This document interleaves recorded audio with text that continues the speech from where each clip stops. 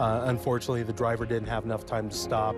Two-year-old little boy left the porch and got to the rear of the car. The grandfather was pulling the truck forward when he ran over the child. It appears that the girl just kind of ran right out in front of him. Every year we have children killed by family members or close relatives or even neighbors because they didn't realize that children were behind their vehicle. 6-year-old's got her whole life ahead of her, and that's kind of a hard thing to swallow, to realize that, you know, somebody who has a full and happy life ahead of her doesn't have that anymore. It has been quite a week. Thanks for staying with us for this special report. It can happen in an instant. A collision that can easily claim the life of a small child. This week, tragedy struck in Utah County when an SUV hit and killed a 6-year-old girl. She was riding her scooter. Just hours later, another 6-year-old girl was hit in South Salt Lake when she ran into the street, right into the path of a car. It's an unfortunate reminder to all of us that as the weather begins to warm up, we need to watch for kids at play. In the wintertime, we get so used to not seeing pedestrians, not seeing motorcycles, not seeing cyclists out. We have a lot more children out on the streets, running down the sidewalks, playing in the neighborhoods. They will dart out into traffic. They'll run away from each other, and unexpected things will happen with kids. It's always important that when you're pulling out, you're backing out of your driveway, just take that extra second to check and make sure that there's nobody, none of the children that had followed you out or nobody's around your vehicle. If you see a ball or some sort of toy coming out into the roadway, be aware that there may be a child following that. Children are not necessarily always able to watch out for themselves. From 1990 to 2012, 52 Utah kids were killed in rollovers. Sad statistic for an accident that's nearly always preventable.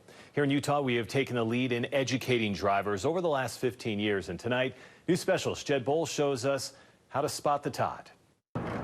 Every 6 days, a Utah child is run over in a driveway or parking lot. That happens on average once every week. 4 or 5 of them die every year. 96% of these fatalities are kids 5 and under. Janet Brooks is the child advocacy manager at Primary Children's Hospital. She developed the Spot the Tot program in 2005.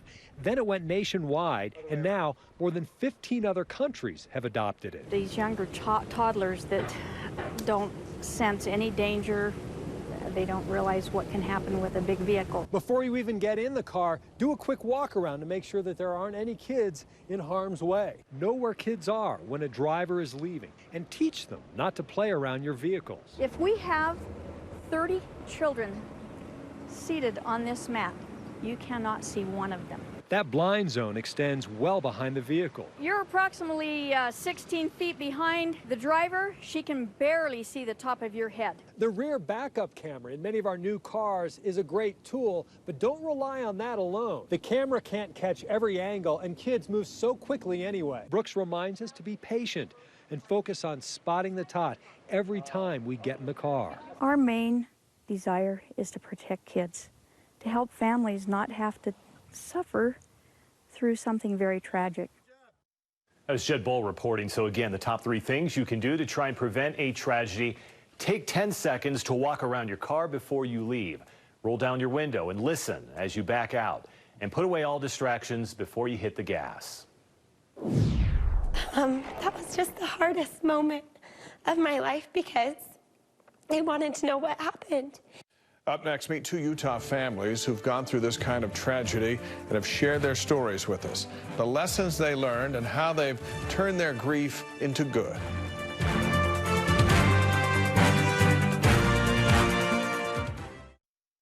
If you are involved in an auto-pedestrian crash, regardless whether it's an adult or a child, it's going to affect you.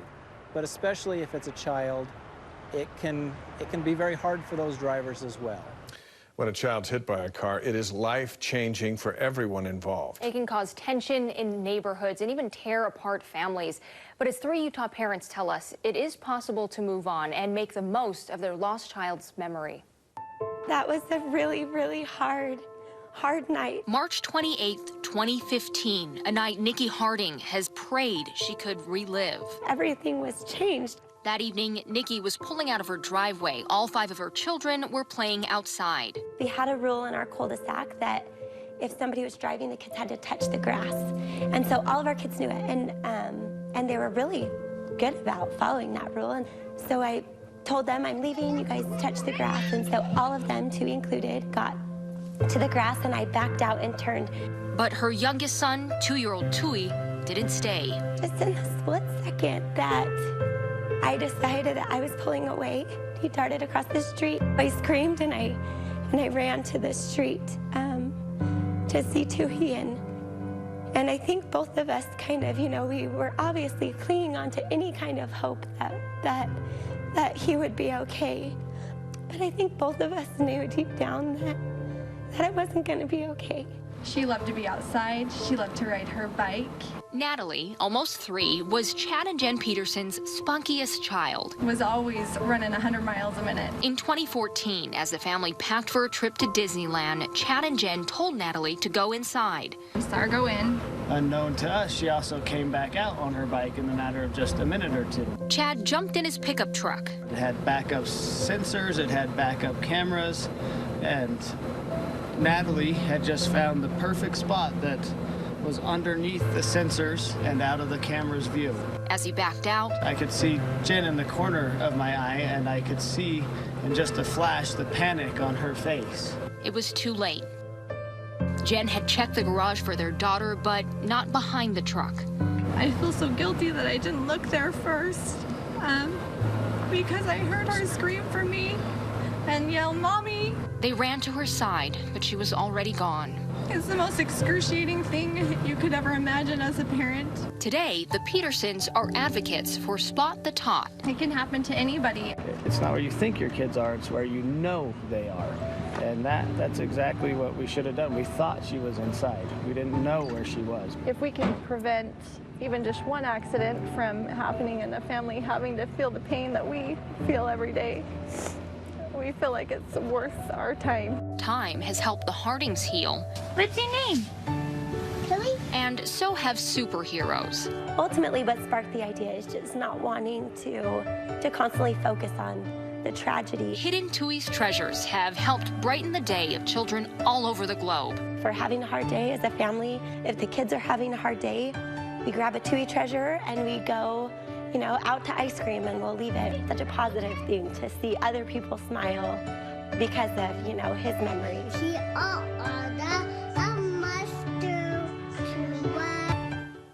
We want to thank both of these families for sharing their stories with us. For more information on the Harding Families campaign, you can check out Tui's Hidden Treasures on Facebook. We'll be right back.